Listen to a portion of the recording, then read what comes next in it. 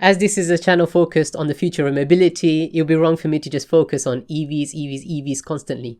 Therefore, today I've got a special episode on electric scooters and actually how viable they will be in London and if they will be able to make money. So therefore, stay tuned. This is Powered.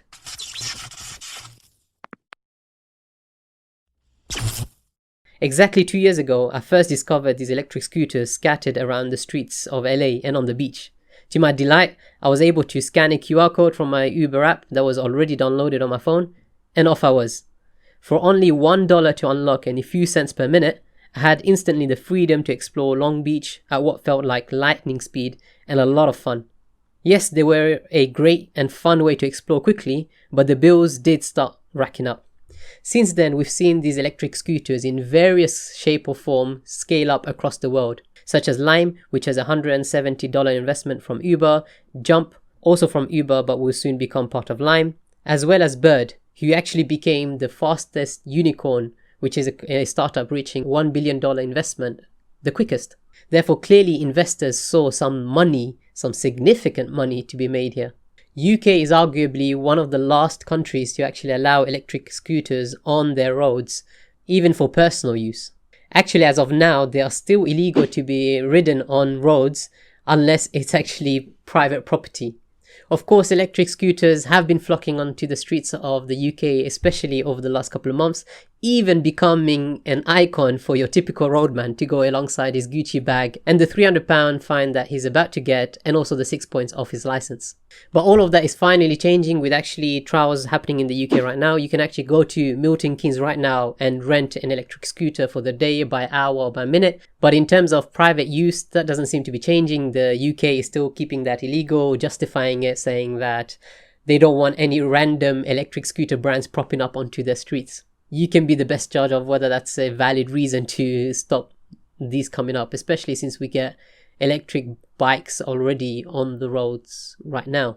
33 boroughs have expressed interest already in this, with the ones in dark green expected to participate with full service, propping up in the streets of London as early as spring next year, with technologies such as geofencing to be used, meaning that at certain boundaries the maximum speed will be lowered from 15 miles per hour to 8 miles per hour in go-slow areas. I actually remember riding one of these electric scooters in Paris last year and actually had crossed one of those borders, and the electric scooter had actually slowed down quite a lot. Actually, I could have walked faster than that, and I just couldn't understand why it wouldn't go. I actually thought the charge had ended. So make sure, if you are going to try this in London, be aware that in certain areas the top speed is going to reduce significantly, and it actually doesn't make sense for you to use an electric scooter at that point, especially with the per minute charge staying the same. Around 60 to 150 electric scooters will be introduced slowly onto the streets of London, with 3 companies selected to be part of this trial, but not yet confirmed. In terms of the cost to you to ride these electric scooters across London, you can expect a similar pricing structure than the rest of the world, at £1 to unlock and 15p per minute to actually ride these. And from my experience, yeah, it does sound extremely cheap, but it quickly adds up. Finally, in terms of what's required from you to ride these electric scooters, at the moment for the trial, you're actually expected to have at least a provisional license. But actually, when it rolls out, you won't need any of that. And not even a helmet. You can expect similar rules to what's currently there for cyclists at the moment. But for safety reasons, Bird have incentives such as you take a selfie of you wearing a helmet at the end of your ride to get extra credits for your next electric scooter ride. Now, in terms of money to be made. Clearly, lots of firms are now competing to be part of this trial and, of course, the further rollout. An important question we must ask is, what's at stake here? Like many unicorns, i.e. startups valued at over $1 billion, due to the pace of aggressive growth, valuations soar, but day-to-day profitability doesn't necessarily. Take Uber and Tesla, for example. Hence why we need to look at the unit economics to understand what's going on here, i.e. the money made or lost from a single scooter ride. If you're positive there at the unit cost, or with a clear course of action to get to that, or with a plan to merge with another company to consolidate your costs and eventually become positive there, then yeah, sure, you have the green light to grow very quickly and therefore get to that point and then make money for the investors. So let's look at an example of unit cost for an electric scooter ride to understand what's going on here. The average ride lasts about 17 minutes. Given the pricing structure, that's about, let's say, $3.25, but we'll keep it around to $3. With Lime saying that they're used on average 8 to 12 times a day, so let's say 10 rides. So that's $30 earned per day per scooter. However, of course, there's costs, like the main one, which is charging. It used to be very expensive to charge these electric scooters, where you had to actually physically go around and pick these up and actually charge them, and therefore not making money out of them whilst they're charging. But now people actually go and charge them themselves, and Lime calls them juicers. The incentive for them is that when you take the electric scooter home and charge it overnight, you actually get credit for using them next time you want to use them, or actually get paid physically. Figures show that the average juicer earns around $7.50, and therefore you can say that we're left with $22.50 a day per scooter. So you may say that's actually quite a lot, $22.50 per day per scooter, and say if the scooter costs $300, therefore it pays for itself in 2 weeks, and then you're making pure profit. If you've got millions of those, you're loving it. But there's two main issues to that. These scooters were not initially designed for ride sharing, therefore being used continuously every single day with questionable care means that they don't last very long. Therefore, figures show that these scooters can last anywhere from as low as 28 days to a couple of months. And actually even shorter than that if you have residents of a local community protesting that these electric scooters are ruining the environment. Therefore, they react by throwing these electric scooters into the lake. No, seriously, check this out. Therefore, with the limited shelf life of these electric scooters and also other costs like paying the government for the parking that you're using across the cities, and actually the disposal costs of these electric scooters, already your costs soar. Then there's the second issue, which I quickly alluded to, which is charging. One key thing with any business model that includes ride sharing, like Zipcar or every electric scooter company, is downtime.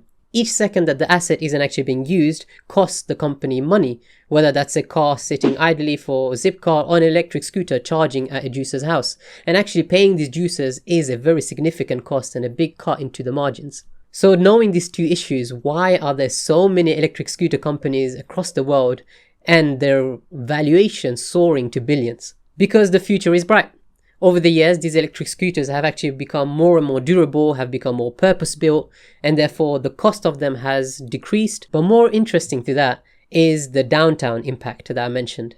India and China are actually leading quite significantly in that space with battery swapping. India, for example, has electric mopeds on their streets right now, and all they have to do is simply go from station to station, give their used battery and pick up a brand new charged battery, and off they go.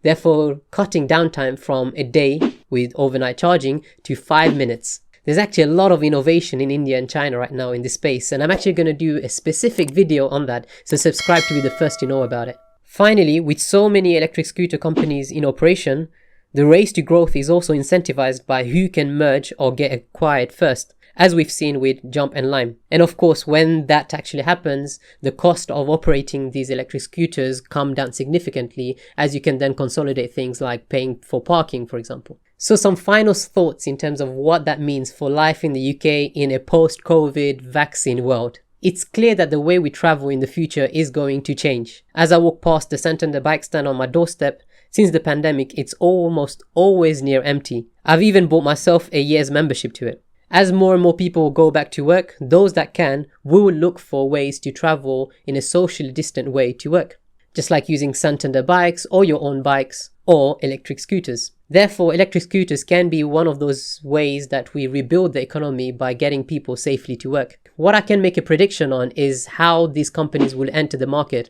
and actually what I think they will do, and it will be interesting to see if they actually do, is introduce subscriptions. I'd love to see if you agree with me, so let me know in the comments. But what I think is that they're going to get subscriptions for these commuters instead of a pay-as-you-go way of using these electric scooters. And I wouldn't be surprised if TfL want to get a share in that. So we might actually see subscriptions where you pay monthly, get access to electric scooters, maybe Santander bikes, and also bus and trains. We know TfL has had a huge impact in terms of its revenue, so it'll be interesting to see how they survive in a post-COVID world.